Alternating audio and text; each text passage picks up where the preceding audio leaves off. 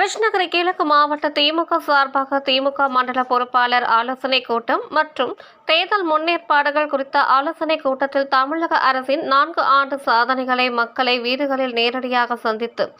எடுத்துக் கூறி தேர்தல் வெற்றிக்காக சிறப்பாக பணிபுரிய வேண்டும் அமைச்சர் சக்கரபாணி வலியுறுத்தினார். கிருஷ்ணகிரி கிழக்கு மாவட்ட திமுக சட்டமன்ற தேர்தல் 2026 கிருஷ்ணகிரி பர்கூர் ஊத்தங்கரை சட்டமன்ற தொகுதி வாரியான மண்டல பொறுப்பாளர் ஆலோசனைக் கூட்டம்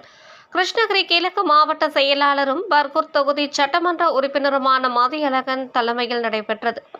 இந்த கூட்டத்தில் தமிழ்நாடு உணவு மற்றும் உணவுப் பொருள் வழங்கல் துறை அமைச்சரும் கிருஷ்ணகிரி மாவட்ட பொறுப்பு அமைச்சரும் சட்டமன்ற தேர்தல் மண்டல பொறுப்பாளருமான சக்கரபாணி அவர்கள் கலந்து கொண்டு சிறப்புரையாற்றி சட்டமன்ற தேர்தல் தொடர்பாக கிருஷ்ணகிரி கிழக்கு மாவட்டத்தை சேர்ந்த ஊத்தங்கரை, பர்கூர், கிருஷ்ணகிரி சட்டமன்ற தொகுதிகளை சேர்ந்த நிர்வாகிகள் வாக்காளர்களை வீடு வீடாக சென்று நேரில் சந்தித்து கடந்த 4 ஆண்டுகளாக தமிழ்நாடு முதலமைச்சர்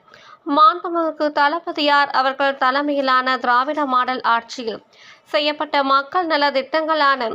மகளிர் உரிமை தொகை, மகளிர் அரசு பேருந்தில் கட்டணம் இல்லா பேருந்து பயணம், கல்லூரி மாணவிகளுக்கு புதுமை பெண் திட்டம், கல்லூரி மாணவர்களுக்கு தமிழ் புதல்வன் திட்டம், மக்களை தேடி மருத்துவம் உள்ளிட்ட மக்கள் நல திட்டங்களை எடுத்து கூறி திமுக ஆட்சியில் சாதனைகளை விளக்க வேண்டும் எனவும் நடைபெற உள்ள 2026 சட்டமன்ற தேர்தலில் 7வது முறையாக திமுக ஆட்சியை அமைக்க அனைவரும்